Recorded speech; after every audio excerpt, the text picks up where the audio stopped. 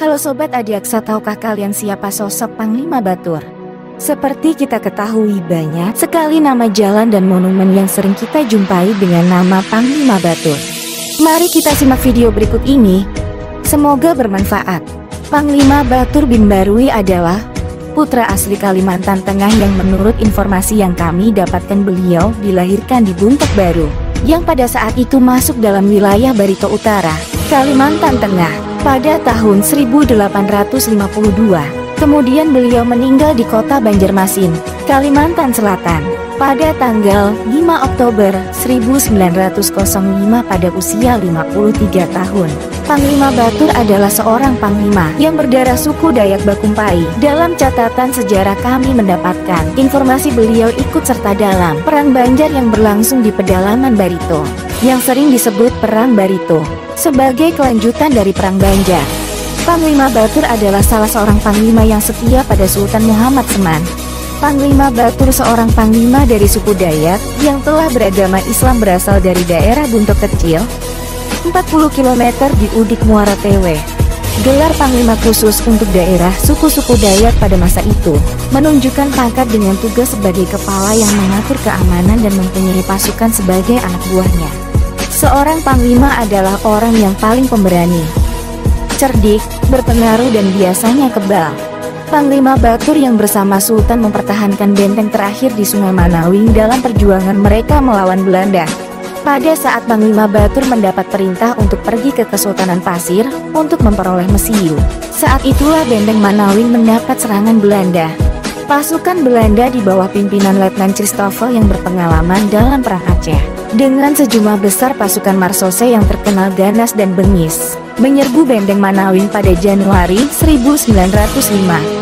Dalam pertempuran yang tidak seimbang ini, Sultan Muhammad Seman tidak dapat bertahan. Sultan tertembak dan dia gugur sebagai kesuma bangsa. Tertegun dan dengan rasa sedih yang mendalam ketika Panglima Batur kembali ke benteng Manawing yang musnah, dan Sultan Muhammad Seman, pimpinannya, telah tewas. Panglima Batur dan teman seperjuangannya Panglima Umbung pulang ke kampung halaman mereka masing-masing. Panglima Umbung kembali ke Buntok Kecil. Sultan Muhammad di Seman dimakamkan di puncak gunung di Puruk Cahu.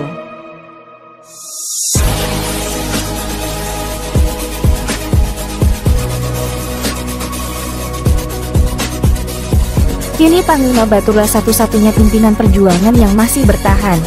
Ia terkenal sangat teguh dengan pendiriannya dan sangat patuh dengan sumpah yang telah diucapkannya. Tetapi ia mudah terharu dan sedih jika melihat anak buahnya atau keluarganya yang jatuh menderita. Hal itu diketahui oleh Belanda, kelemahan yang menjadi sifat Panglima Batur. Dan kelemahan inilah yang dijadikan alat untuk menjebaknya. Ketika terjadi upacara adat perkawinan kemenakannya di Kampung Lemo, di mana seluruh anggota keluarga Panglima Batur terkumpul. Saat itulah serdadu Belanda mengadakan penangkapan. Pasangan mempelai yang sedang bertanding juga ditangkap, dimasukkan ke dalam tahanan, dipukuli dan disiksa tanpa perikemanusiaan. Cara inilah yang dipakai Residen Belanda Van Weer untuk menjebak Panglima Batur. Dengan perantaraan Haji Kuit, salah seorang saudara sepupu Panglima Batur, Belanda berusaha menangkapnya. Atas suruhan Belanda, Haji Kuit mengatakan bahwa apabila Panglima Batur bersedia keluar dari persembunyian dan bersedia berunding dengan Belanda, barulah tahanan yang terdiri dari keluarganya dikeluarkan dan dibebaskan. Dan sebaliknya, apabila Panglima tetap berkeras kepala, tahanan tersebut akan ditembak mati.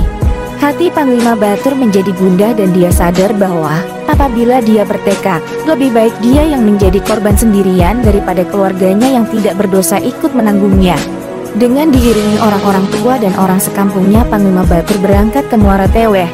Sesampainya di sana, bukan perundingan yang didapatkan, tetapi ia ditangkap sebagai tawanan dan selanjutnya dihadapkan di meja pengadilan.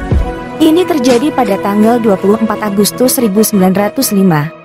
Setelah 2 minggu ditawan di Muara Tewe, Panglima Batur diangkut dengan kapal ke Banjarmasin. Di kota Banjarmasin, dia diarak keliling kota dengan pemberitahuan bahwa inilah pemberontak yang keras kepala dan akan dijatuhkan hukuman mati. Pada tanggal 15 September 1905, Panglima Batur dinaikkan ke tiang gantungan. Permintaan terakhir yang diucapkannya, dia minta dibacakan 2 kalimat syahadat untuknya. Dia dimakamkan di belakang Masjid Jami Banjarmasin. Tetapi sejak 21 April 1958 jenazahnya dipindahkan ke kompleks makam pahlawan Banjar. Sobat Adiaksa yang berbahagia, demikianlah sepenggal cerita perjuangan Panglima Batur. Semoga generasi kita saat ini bisa melanjutkan perjuangan para pahlawan. Salam hangat, semoga bermanfaat. Tim Adiaksa1.com melaporkan.